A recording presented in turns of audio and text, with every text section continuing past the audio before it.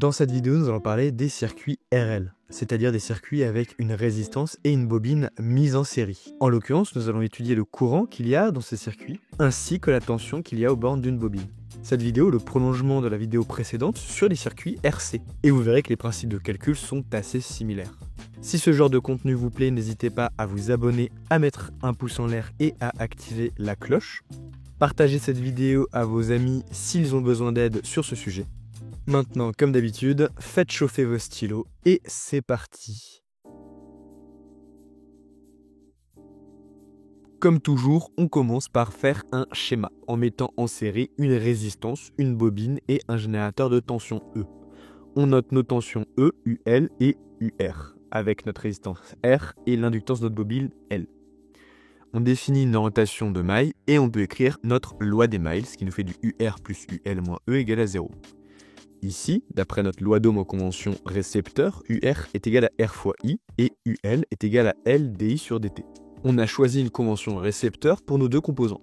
On peut injecter ces expressions dans l'expression que nous avons dans notre loi des mailles, ce qui nous donne une équation différentielle du premier ordre que l'on peut mettre sous forme canonique. Sous forme canonique, nous avons du I sur τ qui est égal à R sur L fois I de t. On peut donc en conclure que τ est égal à l'inverse, c'est-à-dire τ est égal à L sur R.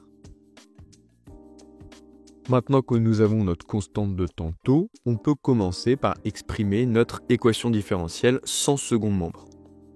On obtient du DISG sur dt plus ISG sur τ qui est égal à 0. Et la solution de cette équation différentielle est égale à A exponentielle moins t sur τ, avec A une constante que nous allons déterminer après grâce aux conditions initiales. Maintenant que nous avons exprimé cela, nous pouvons chercher notre solution particulière. En l'occurrence ici, on a donc du DIP sur dt plus IP sur τ qui est égal à E sur L, avec notre second membre, et en régime permanent ou en régime établi, le courant I ne dépend plus du temps et donc DIP sur dt est égal à 0. On peut donc en déduire notre solution particulière IP qui est égale à E sur R. Une fois qu'on a fait ça, la solution de notre équation différentielle est égale à la somme de la solution sans second membre et de la solution particulière, ce qui nous fait un courant I qui est égal à A exponentielle moins t sur τ plus E sur R. On va à présent chercher à déterminer notre constante A grâce à nos conditions initiales. Ce n'est pas spécifié dans notre schéma, mais à l'instant initial, nous fermons le circuit. Ce qui veut dire qu'à l'instant initial, le courant est nul. En effet, dans notre bobine, nous avons la continuité du courant qui est assurée. Nous avons expliqué d'où provient cette notion dans une vidéo précédente. Ainsi, on peut en déduire que le courant à l'instant initial est nul, ce qui veut dire que I de 0 égale à 0. Ainsi, cela veut dire que A plus E sur R est égal à 0, et on peut donc déterminer notre constante A qui est égale à moins E sur R. Lorsque nous injectons cette constante dans notre expression, on peut ensuite factoriser par E sur R, ce qui donne l'expression de I qui est égale à E sur R, facteur de 1 moins exponentielle moins t sur τ. C'est une expression qui ressemble grandement à l'expression que nous avions trouvée pour la tension dans un condensateur. On peut tracer ensuite l'allure de notre courant. On trace la valeur seuil qui sera égale à E sur R, qui correspond à notre échelon de courant. On peut ensuite tracer notre exponentielle. Puis, en traçant la pente à l'origine, nous pouvons déterminer notre constante de temps τ.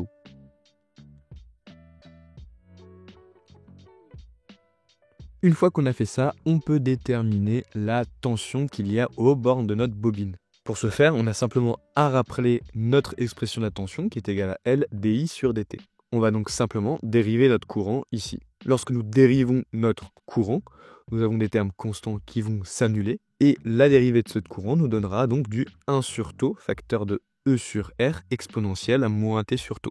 Ici, comme 1 sur τ est égal à R sur L, les R vont se simplifier et on obtient une expression de la dérivée du courant qui est égale à E sur L exponentielle moins t sur τ. Et lorsque nous injectons cette expression dans l'expression de notre tension, les inductances vont se simplifier et on obtient une expression de notre tension UL de t qui est égale à E exponentielle moins t sur τ. Cette vidéo est à présent terminée. J'espère que cette vidéo un peu plus courte vous aura plu. Si elle vous a plu, n'hésitez pas à vous abonner si ce n'est pas déjà le cas, à mettre un pouce en l'air et activer la cloche. Par ailleurs, si elle peut aider des étudiants comme vous, n'hésitez pas à la partager. Et d'ici là, je vous dis à la prochaine pour une prochaine vidéo.